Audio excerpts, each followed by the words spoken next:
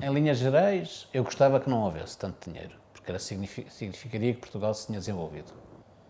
Portanto, nós, como sabe, de 7 em 7 anos discute-se que é a última oportunidade, não vai haver mais, temos que gastar bem desta vez, mas o que é facto é que tem havido, sistematicamente, não tem sido a última oportunidade. Porquê? Porque Portugal tem tido imensas dificuldades na chamada convergência económica, portanto, não tem conseguido ultrapassar o nível de menor desenvolvimento no contexto europeu. Só a pequena região de Lisboa, só parte da região de Lisboa é que está... E divergimos até. E nos últimos anos temos divergido, porque estamos mais atrapalhados que a Europa do ponto de vista do crescimento económico e, portanto, continuamos a ter cerca de 25 mil milhões de euros para utilizar em 7 anos. No passado, nós não fomos suficientemente capazes de ter ideias e depois ir buscar o dinheiro para levar as ideias à prática. É muito, há dinheiro, vamos arranjar ideias para gastar o dinheiro. Algumas são boas, outras nem tanto. Portanto, tenho insistido muito, e acho que toda a gente entende isso, que o melhor caminho era nós termos uma estratégia, uma ideia segura do que é importante, uma ideia que é muito importante, que é, se calhar, aquilo que era importantíssimo fazer no final dos anos 80, princípio dos anos 90, não é seguramente o que temos que fazer agora. O país, na altura, era relativamente subdesenvolvido, precisávamos de fazer muita coisa em termos de democratização do ensino, infraestruturas e cuidados de saúde, infraestruturas de mobilidade, saneamento, coisas básicas do ponto... Isso foi feito. E até foi feito, primeiro, recuperando atrás e depois fazendo mais do que se devia fazer. Como se sabe, temos hoje piscinas a mais, autoestradas a mais, infraestruturas a mais. Porque, aparentemente, não houve a sensibilidade, não houve o planeamento para perceber que chegava. Até porque há coisas que nós sabemos, sempre a demografia é regressiva e, portanto, há um conjunto de infraestruturas que foram feitas como se a população continuasse a subir. Se você for entrevistar todos os responsáveis pelos territórios do país, há uma perspectiva de que a população vai crescer e a população vai baixar. E, portanto, as coisas não vão ficar bem dimensionadas, não é? Mas, portanto, o que se pode dizer, o dinheiro é, desse ponto de vista, a questão menos importante. Acho que corremos um risco se voltarmos a usar este dinheiro para projetos não muito bem pensados e para fazer milhares e milhares de projetos. Nós vamos perder, mais uma vez, uma oportunidade de melhorar o país de forma irreversível. Porquê? Há muitos investimentos que se fazem numa lógica de mercado. Digamos, as pessoas têm capitais, aplicam os capitais, dão garantias, vão buscar empréstimos e fazem o seu negócio. Em princípio, é assim que se faz um restaurante, é assim que se faz uma unidade fabril. Portanto, não podemos dizer, não, em Portugal tem que haver fundos estruturais, senão não se faz. Não é verdade. Portanto, nós devíamos usar os fundos estruturais para fazer o que é verdadeiramente irreversível e distintivo. Mudar a face de um determinado território que tem determinadas oportunidades. Por exemplo, você tem agora uma explosão do turismo, particularmente na região de Lisboa. Também tem bastante no Porto, mas na cidade de Lisboa, na região de Lisboa, aumentou muito. Isso devia estar ligado, só dar um exemplo, isso devia estar ligado à própria estratégia de desenvolvimento da cidade. E, por exemplo, explodiram os tuk-tuks, com motores particularmente agressivos do ponto de vista ambiental. Tinha-se passado um tempo a falar de mobilidade elétrica. Eventualmente tínhamos tido aqui, se planeássemos bem as coisas, tínhamos tido aqui uma oportunidade de oferecer até uma maior facilidade às pessoas que querem fazer esse serviço. Podíamos articular muito melhor a regulação dos tuk-tuks com as dos táxis, podíamos regular tudo isso melhor e podíamos fazer uma coisa muito interessante do ponto de vista de não estar a emitir CO2 nas quantidades que está a ser emitido, ter alguma mobilidade elétrica silenciosa, muito mais fácil para o centro da cidade. São coisas que qualquer pessoa percebe. Porquê é que não acontece? É porque não se planeia. Porque andamos sempre a correr atrás das oportunidades em vez de prepararmos o seu aproveitamento. Portanto, este quadro comunitário de apoio tem dinheiro significativo, 25 mil milhões de euros é significativo, tem uma perspectiva, isto vai ser diferente porque agora há uma estratégia europeia e cada país negociou com a Comissão Europeia o seu contributo para essa estratégia europeia, não há uma estratégia europeia e 28 estratégias nacionais. E essa estratégia, enfim, é difícil não concordar com ela nas grandes palavras.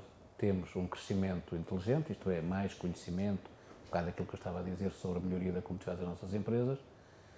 Temos um crescimento sustentável, isto é, uma utilização muito mais eficiente dos recursos, baixar o teor em carbono da nossa atividade, criar outra relação entre a economia e o ambiente muito mais favorável, são coisas positivas.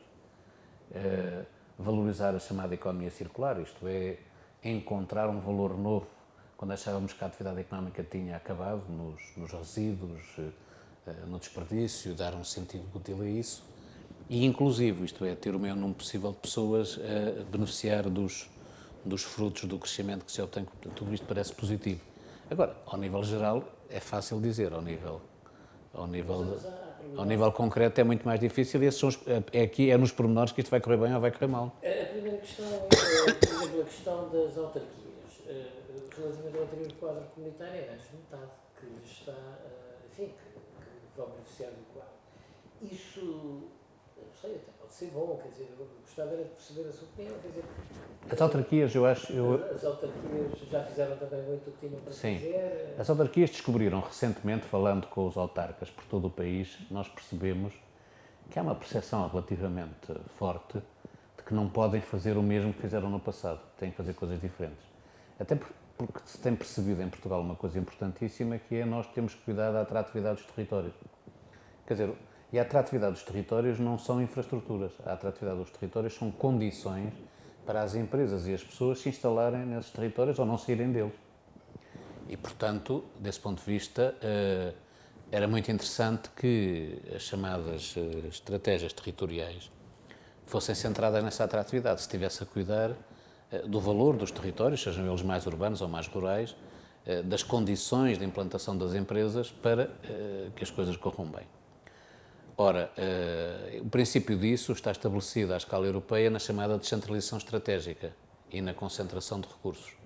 Mas a gente vai ver depois em concreto, os meios efetivamente postos à disposição das autarquias são pouco expressivos e não se está a fazer, na minha opinião, tudo o que se podia fazer em termos de a lógica ser uma lógica intermunicipal ou transmunicipal.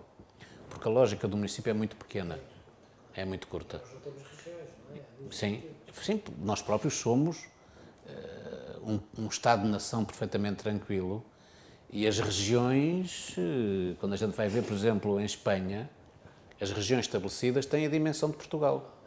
Portanto, uma coisa é eu combater o centralismo errado deve ser combatido em qualquer parte, outra coisa é toda a gente ter que ter regiões. Não é? Um país com 90 milhões tem mais necessidade, e diverso tem mais necessidade de ter regiões que um país de 10 milhões. Não é? E convém ter cuidado porque quando temos na Península Ibérica o País Basco, a Catalunha e a Comunidade de Madrid, se nós vamos oferecer a esta força regional dentro do Estado espanhol, que não é um Estado-nação, um país mal organizado, digamos, e desequilibrado em termos da sua estrutura territorial, não ganhamos muito. Portanto, eu sou mais favorável a fazer bem as coisas com as oportunidades que temos e tínhamos agora uma oportunidade de valorizar... Do ponto de vista da organização política local é quem entende que... Não, eu acho que temos aqui uma oportunidade, gostemos ou não gostemos, fazendo assim ao assado, toda a gente... Temos estas novas NUTS 3 e a lógica das comunidades intermunicipais, acho que devíamos dar uma oportunidade, nomeadamente em articulação com o Portugal 2020 e, portanto, com os fundos estruturais. Agora, devia-se confiar mais nesta lógica, devia-se ser mais exigente, devia ser quase impossível haver projetos estritamente municipais, não é? Podia e devia haver projetos municipais, mas ao serviço da região. Não há razão nenhuma para, digamos, eu não perceber que, por exemplo, na Lesíria posso ter Santarém, posso ter a Chamusca, para dar 2 exemplos, enfim, tão diferentes, a fazerem brilhar a região no seu conjunto com coisas que acontecem nos seus territórios. Por outro lado, é fácil ver que o planeamento das escolas, o planeamento da mobilidade se faz ao nível muito mais vasto do que do Conselho, não se faz Conselho a Conselho. Portanto, e depois temos os próprios interessados numa região vivem lá, outros não vivem, mas têm interesse na região. Quanto mais pessoas que não vivam na Lesíria se interessem pela Lesíria, melhor para a Lesíria. Os politécnicos, embora tenham um papel relevante na formação das pessoas, dos filhos, das famílias que moram nas suas regiões de influência, tem que servir muito mais do que isso. A ciência é universal, o conhecimento é universal.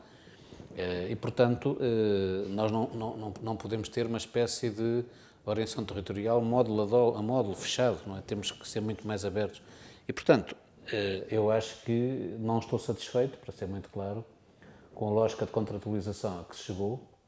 Acho que ela peca por ter menos oportunidades do que era possível construir e ter menos responsabilidade do que era possível ter para que estas comunidades intermunicipais pudessem agarrar a fundo esta nova lógica da atratividade. No caso da Luzia, aquela prefeitura, enfim, é um grupo, um intergrupo, como se queira chamar, de 19 Sim, de instituições. Esse modelo parece um modelo interessante. É sem dúvida, sem O dúvida. problema é que, apesar de tudo, depois os fundos e o modelo podem não... Sim, porque fica muito complexo, porque obviamente digamos, o que vai ser contratualizado com a comunidade intermunicipal é limitado e depois, obviamente, vão-se fazer outras coisas, mas vamos ter que articular coisas que não estão articuladas. Ora, as estratégias territoriais de desenvolvimento, a ideia das ITIs, das intervenções territoriais integradas, são tudo coisas que são boas ideias, mas ficam um bocadinho descosidas, complicadas, e, portanto, vai ter que haver muito mais trabalho para que as coisas corram bem. Não está perdido, mas vai dar muito mais trabalho e podia ter sido... É tudo uma questão de confiança, não é? Em Portugal nós temos muita confiança no setor público em confiar no setor privado e vice-versa, e temos muita desconfiança entre diferentes níveis do Estado, seja entre diferentes ministérios, seja entre, digamos, o Governo Central e as formas de poder local.